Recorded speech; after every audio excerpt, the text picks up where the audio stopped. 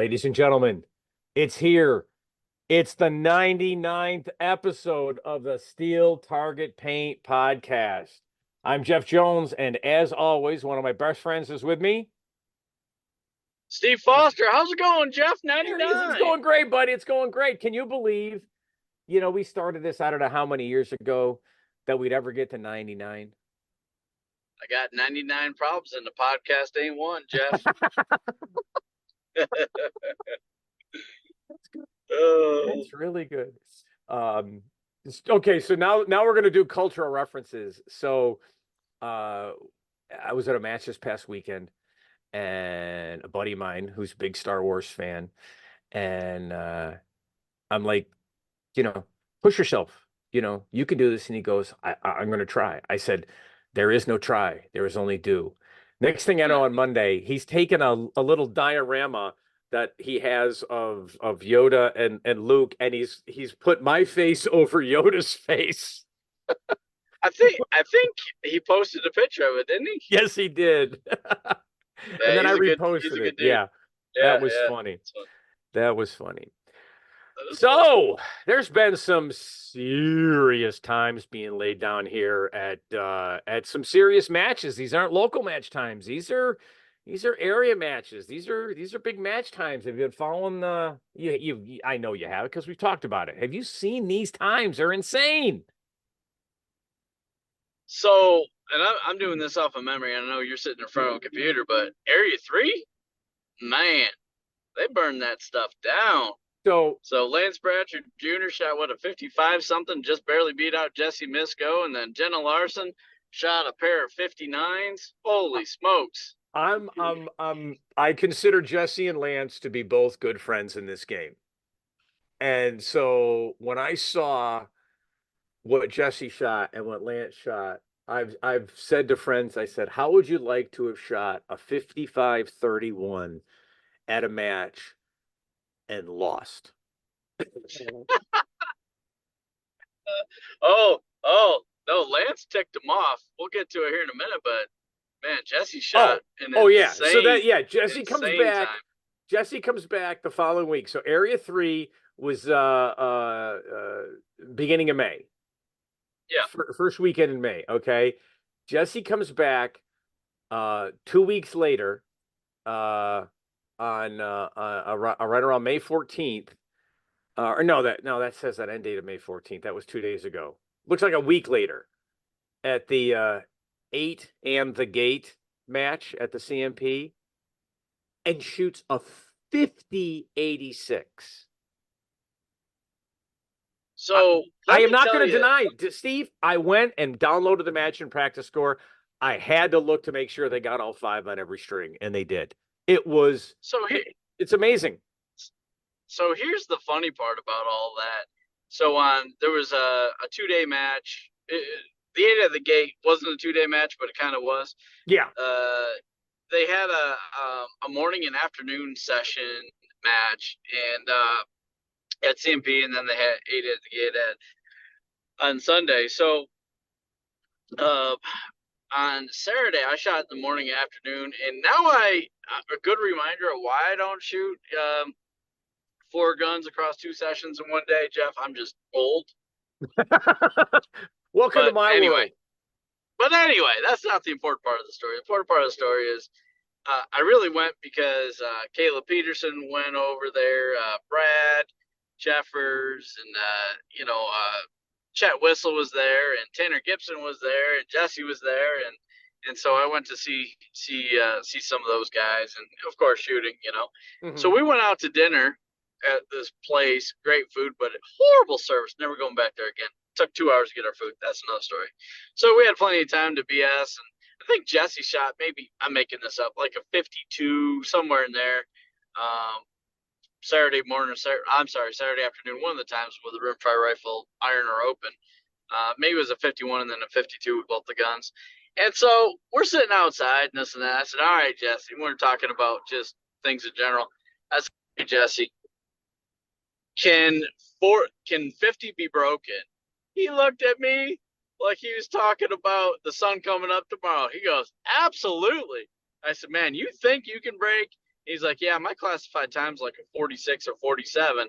He says, I don't have to shoot them all great, but I'm confident that I can break 50. And then he throws like a 50 point something. I was like, all right.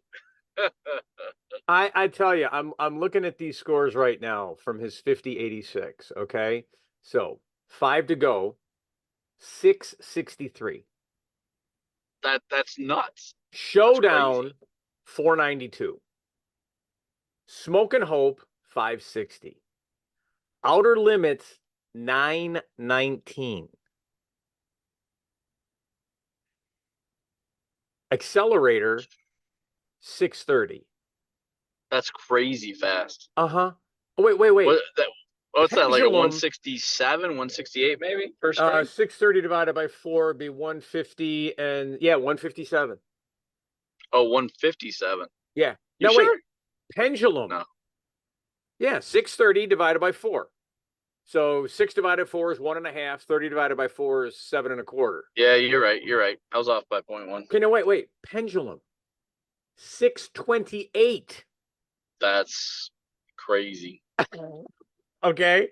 Speed option 694. And then roundabout 5. I'm like, That's crazy. again, Jesse, Lance, Jesse Grant, Jesse Misko, Jesse Grant, Lance. I want them all blood tested, because if it comes back as 10W40, they are robots and they are not allowed to compete. Yeah, Jesse Grant shot what, a 55 and a 57, I think, something like that on Saturday. Jesse was 57 at the 8 in the gate. And then going back to area 3 to give, like, we'll just have some fun here. Okay. I'm gonna read off 1 through 11. Okay. Lance Bratzer Jr., Jesse Misko. Lance Bratzer Jr., Jesse Misko. Lance Bratzer Jr., Jenna Larson was 7th. Jenna Larson was 8th. Lance Bratzer was 9th. Jesse Misko was 10. Lance Bratzer 11. Then we've got a good friend, Stephen Hart. He came in 12th and 13th. These are, of course, all combined. They don't mean anything. My point is that then you got Jenna Larson at 15. The top 15 spots were taken by 4 people. So not only are they proficient in one gun, they're proficient in multiple guns. It's amazing to me. I think it's fantastic. I think it's fantastic. You know why I think it's fantastic, Steve? Because I'm going to be 60 on Sunday, and I don't compete against them. I'm in the old guy category. Now I still have the guys I got to compete with. You know, Brad Jeffers. Holy cow, he's throwing down some times. You know, and there are other seniors. You know, in some of the other guns. I mean, Leighton and I have gone back and forth the last couple of years in carry optics. Joe DePetro last year shot at sub 100 in open as a senior. It's pretty damn good. That's pretty damn good. So anyways, yeah. Do we still have you? Still there? Uh-oh. There. Oh, yeah. Sorry, I'm back. Every day I drive by the airport, and there's this super secret, top secret area that it nukes all communication devices. So I'm not sure what's going on over here by the airport, but at least it's consistent. So I'm here. Well, guess what? I was talking, and I don't think anybody noticed.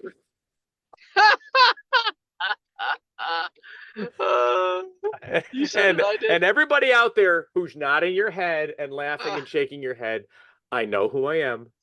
Okay. Jeff's self-aware. I've come to grips with anything about it, but he's self-aware. So anyways, well, here let's just do a little quick recap of matches coming up, and then we'll talk. There's a couple other things we were going to talk about. So this weekend, Pennsylvania State Steel Championships, Kurt Oman Center's match up at Pricetown. End of the month, 2 weeks away. The big one, Ruger World Speed Shooting Championships presented by Vortex. Right after that, match I'm going to be at, Area 5, first weekend in June. Second weekend in June, Missouri State. Fourth weekend in June, Utah State. Second weekend in July, Area 1. That same weekend, the Canadian National are happening. End of July, the weekend of the 26th, you've got Area 8. And then getting into August, first weekend August, you've got Area 7. Same weekend, you've got the Colorado State Steel Championships. August 9th, Kentucky. August 15th, Area 2. You heading out to Area 2 again this year, Steve? Absolutely. I would love to make that match. I've actually never had to fly with my guns. I've been able to drive everywhere, so I haven't 100%. I'm sure that match is sold out already. I remember seeing a bunch of stuff that Oh yeah. they were sold out. So, and you know what? I'm gonna get into December or September, and I'm gonna tell you why in a second. Because first weekend you've got Indiana State. And then at the end of September is Area 6. And I was not able to go to Area 6 last year. I was signed up to RO and had to help Dad with some stuff. He was having some minor surgery. And so I was not able to make the match. This year, I'm signed up again to be an RO and helping Jamie out. And I'm looking forward to being at that match. And I'm hoping everybody in Area 6 and everybody who's close by has an opportunity to come to that match. It's a great match. It used to be the South Georgia Steel Challenge Championships, and they've turned it into Area 6 last year and this year. And I'm just giving my kudos to Jamie and the crew up there. They put on a great match. So I hope everybody can who's in the area at the end of September can make that match. Awesome. And also a couple of things. That first weekend in June is the metal homing match. So that was a huge match. And then there's actually, can I hopefully I'm pronouncing that correctly, Peninsula match up in Alaska, I think at maybe that's a level 2 match. So yeah, I did not lot of hear good about that shooting one going on. So you in don't have to travel Alaska. that far. Wow. Yep. Don't they? They Yep. have to shoot like orange plates because you can't see the white plates, right? Man, I don't know if it's still snowing up there or what's going on, but yeah, they have shot orange plates up there because the That's white on crazy. white just doesn't have a good look to it. So, It is crazy. so Steve, I do have a question to ask you. I'm flipping around Facebook as I do because I'm old and I don't use Instagram or X or anything else. I'm old and just use Facebook. And I saw this new thing you've developed. It looks like it's some sort of weight that's hanging off the end of the gun. Can you talk about that? Is it a weight? Yeah, well, I designed the Falcon 2. Got some feedback from the Falcon 1, and that was a very successful project. So appreciate everybody's support there. Came out with a really cool design and an improved design overall. It's got well, more to come on all that, but it's haven't seen anything out there like it. Alone the design itself. It's got a big port on the top. Did a So lot for of those that testing haven't and figured it out already, and it I'm made sure some. 99% of you have, the Falcon was a compensator, and the Falcon 2 is Steve's listening to the community in Yep. what they liked and didn't like. And I Yep. think that's something that um, a lot of us wished more producers of product would do. Yeah, and You it's know, like with the grips and magwells that I designed and developed.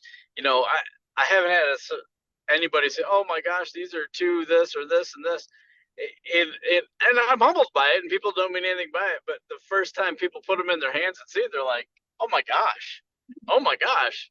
I'm like, with friends, I've said, do you know how much time, energy, and money it's taken to get to? Oh my gosh, it's it's different. And look, I'm not sitting here saying I'm the best pistol shooter in the country by far, but I love to shoot, a 1911 style, 2011 style gun, and there's nothing else out on the market like it. And that's where you get with products that are for shooters, designed by shooters, and I think the compensator is another reflection of that. And we did some cool things with the design to limit build up and those kind of things. So we've got one that's out there that's been tested for a long, long, long period of time. But we did some unique things with the port, not having any hard edges on the inside to reduce, or I wouldn't say eliminate, but significantly reduce any buildup that could happen. But also the comp design doesn't blow directly up, blows a little bit forward and down, or forward and up to really keep the gun where it needs to be. So the other interesting thing that I've shared with other folks, well, yeah, comp doesn't make a difference on a 22. For the average Joe Blow shooter that's gonna, try to hit some squirrels and stuff like that, they probably don't care. But even as many rounds I put down range with a handgun, let alone a 22 handgun, it's very interesting. So I try to design these types of things for the lightest application to make the biggest impact. And so the Mark IV, the 2245 Light, is the epitome of that. It's not a solid steel upper, so it tends to move around a little bit more. So without a compensator, the gun actually moves up and to the right a decent amount, and the compensator doesn't take all the movement out of it, but it takes the up and right out of it, and it comes up and down, and the return is so fast and precise. Yeah, I think hopefully I made enough for the initial run, because I think once people get them in their hands and get them on their guns, I think people are just going to really, really love it. And I know it's a G-rated show, but I'm going to say it anyway. It's a badass, cool design that there's nothing out there like it. And that's one of the other things that I pride, the products that I'm making and designing. It's familiar, that people know what they are, but something that's just a little bit different aesthetically, catches somebody's eye, not too radical that people are going to be like, oh, that's absolutely hideous. Yeah, there's always going to be some people it's not for them, but something that's kind of cool, different, a little bit edgy. So really excited about it. Should be up on the website in the next week and a half. Well, I believe you have my credit card on file, so put me down for at least one. Will do. And I also sized it. The overall diameter of the comp is the .995, which is consistent with a Mark IV, but made a little bit of a design so it kind of flares out towards the top to make it so it will fit with a 2245, and then the top angles with the front of a quartz and Mamba, so it looks good. It doesn't look like, oh, what's that, kind of out of place on a Mamba or a 2245. So thought through quite a bit of that. Is it perfect? It's going to match up perfect every single time? No, so it's going to come with O-rings and just a little dab of Loctite on to get it to where it's clocked perfectly. Because whether you know it or not, the thread length is different in what's threaded on a Mamba barrel or a Volquartsen barrel compared to a 2245. They're not the same. So we designed for flexibility, just like the last compensator. So no, I'm excited about the project, and they're going to be getting out there pretty soon. I've got them at my house now. I'm going to send them off to be anodized, and hopefully a week and a half, maybe even a week from now, they'll be up to be sold. Fantastic. Well, that's cool. So the big one's coming up. World Speed. We're going to do our 100th episode at the World Speed. So listeners, I don't know what day it's going to be, but we've worked out a deal where we're going to be at the Hunters HD Gold tent, recording our 100th episode. And part of what we want to be able to do is give back to the community. And that is, if you want to come by and say hi, be on the podcast, we would love to see you. We don't have any topics set for it. This is Steve and I talked, and one, the opportunity to do it at World Speed was cool, and that was really made possible by Brian able to help us out. But two, we do this for the community. We don't do this. I mean, we do this for ourselves because it's fun. Steve and I are good friends, great friends. We love to talk. We love to have different people on the podcast talking about different things. You've seen if you go back and look at the archives, we've had some amazing shooters, and we're going to keep doing that. You know, try to get those people on and talk to them and get different views because um, we both love this game that much. And I mean, Steve is with his products. I mean, I've got two sets of the grips, and like everybody that shoots a 2245 or a Mamba, I'm like, here, hold my gun. And they're like, where do I get these? I'm like, well, you can get them here and point them in the right direction. Um, And I appreciate it for sure. Absolutely. Well, again, if you're a good enough friend where if it was crap, I'd tell you it was crap. And I respect that about you for sure. But it's For not. sure. It's not. It is and I remember our conversation when you first were telling me about them and you were like, yeah, it's going to be a set of grips and a magwell, and I'm like, what are you putting a magwell on a 2245 speed pistol? What? And then you get it and you realize the balance it provides Yeah. Yep. is, even if your hand doesn't get down and like I have smaller hands, so I'm not really sure how much of the magwell is making a difference with regards to having a tighter grip on the gun, feeling snugger. But as far as the balance, you can't beat it. You can't beat it. Yeah. For sure. For sure. Very cool. All right. So when are you heading to Worlds? When are you shooting? I think I'm shooting one gun sometime on Friday, one gun sometime on Saturday, one gun sometime on Sunday. So kind of spread it out just a little bit. But man, I just love shooting over at CMP. I just feel like I'm home over there. So Yeah. I'm excited. I'm excited to go there. I'm excited to see some folks. Cool part about 2 weeks ago, shooting over there, man, there was people from all over that came to shoot that match, from Ohio, Indiana, Florida, Georgia. Oh man, there's people from all over. But so I look forward to the World Speed Show here. Just man, it's a couple weeks away. So doing a little bit of training, and yeah, gonna be ready. I was pleased with how I shot a couple weeks ago, and got a couple of things to do and work out, and just look to finish strong there. A couple weeks. Same here, Steve. Same here. Fantastic. Well, people, here it is. Number 99 is in the books. Thank you for listening.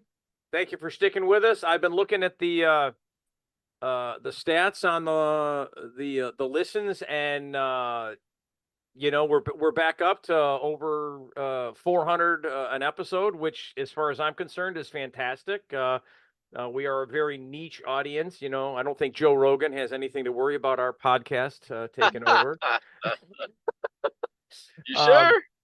well, maybe. You never know. You never know. But yeah, you'll hear it on the hundredth. But from the bottom of my heart, thank you all for listening, and I look forward to seeing you, whether it's at Worlds or any other match. Steve, any final words? You know it, Jeff. ST Podcast 10 for 10% off everything at rangestore.net. And I look forward to seeing everybody. And make sure you say hi. That's one of the things that I absolutely love about the podcast. Jeff and I have talked about it before.